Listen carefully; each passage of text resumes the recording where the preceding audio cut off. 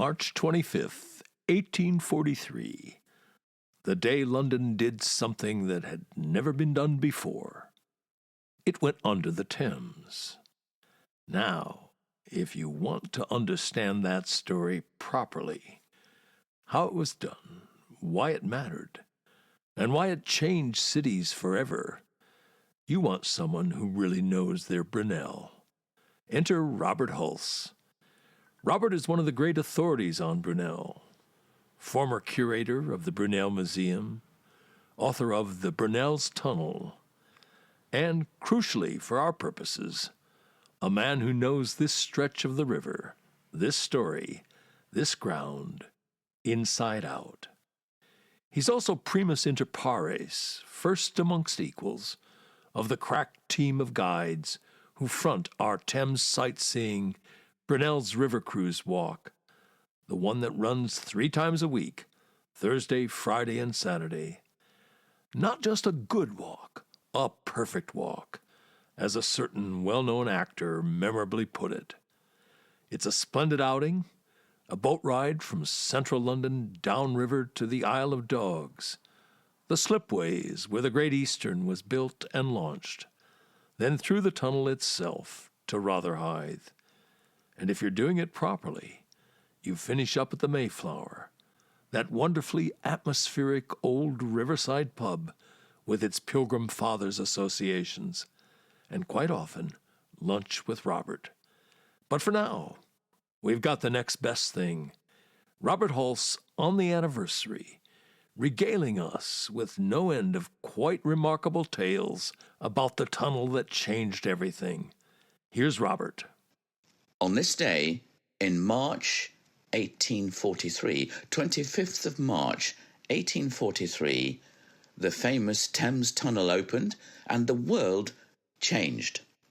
Our flamboyant engineer, Brunel, built a tunnel under the River Thames, a tunnel under a river, and for the first time anywhere in the world. On this day, the bells in the church rang all day. On this day, the roads in southeast London were crowded with horse, cart, and the great and the good, as well as the ordinary men and women, coming to see what they heard about but could not believe.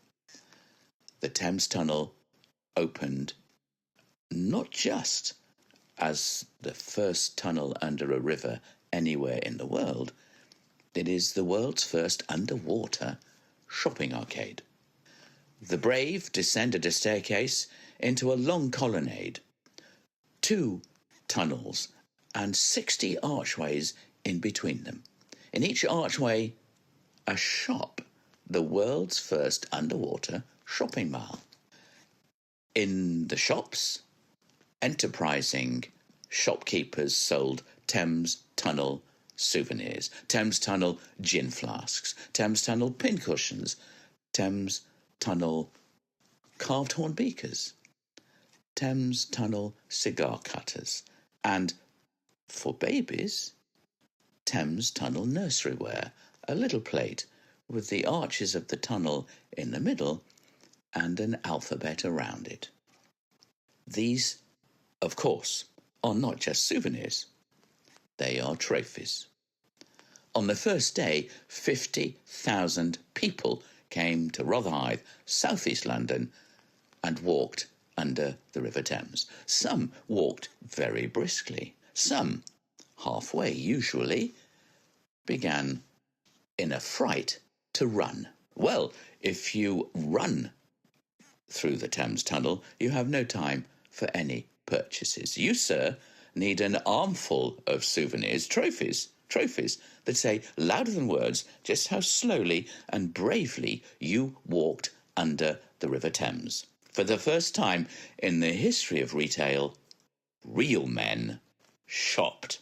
This is not just the first tunnel under a river anywhere in the world. This is the world's first macho shopping arcade and a huge visitor attraction.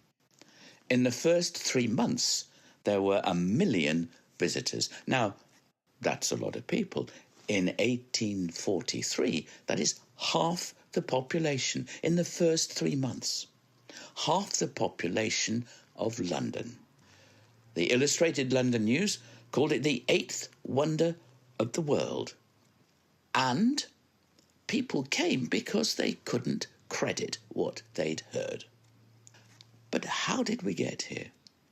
Well, this is a tunnel under a river. This is not the first tunnel in the world, but before Brunel, tunnels were built by cutting a trench, putting the roadway in the trench, and covering it over.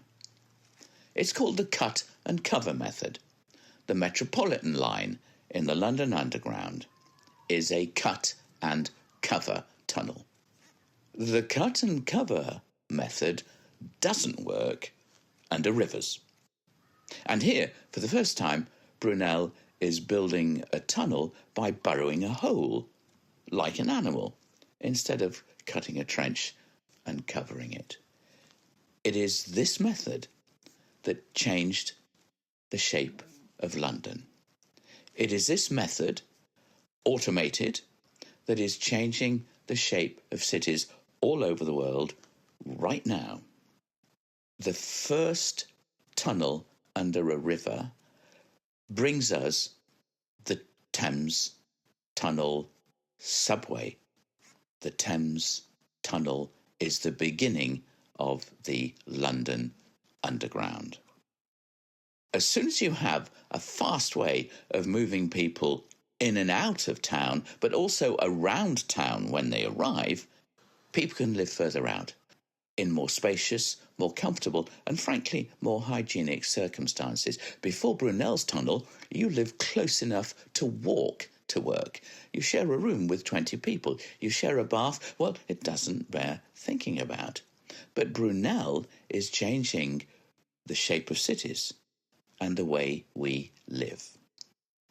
It was not just an extraordinary visitor attraction.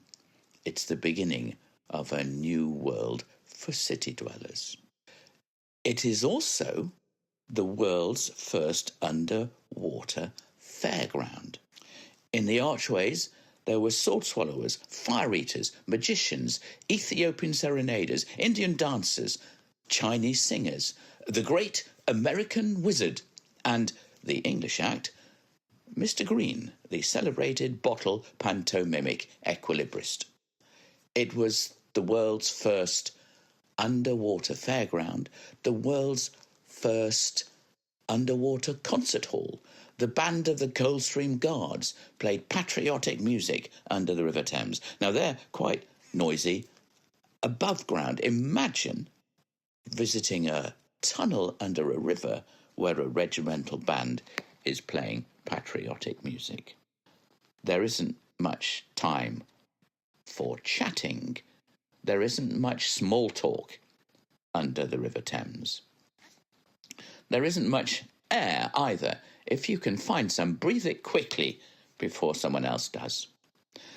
But this, a rudimentary beginning to a subway system.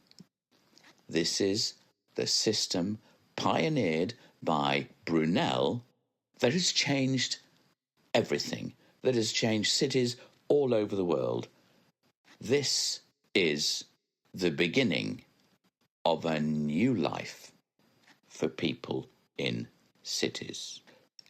It's very important, but sometimes important things are a little dull, a little worthwhile, but a little unexciting.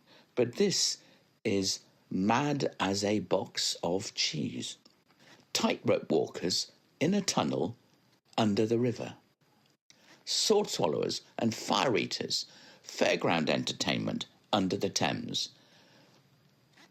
The tunnel is now full of trains on the Windrush line, and London Walks leads Brunel tours along the river where his famous ship was launched, but also under the river, where you can today see the arches where the souvenirs were sold. And also, frankly, the arches where, how can I put it? Some of them were selling goods, but some of the unoccupied arches were, it's dark, you can't really tell, but it is the unmistakable noise of two people in energetic conversation in the famous Thames tunnel. London walks, offering you excitement and adventure under the River Thames. Robert Hulse there, tunneling away under the Thames, the tunnel that made the modern city possible. And tomorrow, we move forward 130 years. March the 26th, 1973, the London Stock Exchange. And for the first time in its history, women were admitted. Not ancient history, not Victorian London, living memory. Who were the first women to walk onto that trading floor? What kind of welcome did they get? And what did it take simply to be there? That's tomorrow's story. Cue our valediction. London calling. London walks connecting. This is London. This is London Walks. Streets ahead. And here's to no end of great Londoning. See you tomorrow.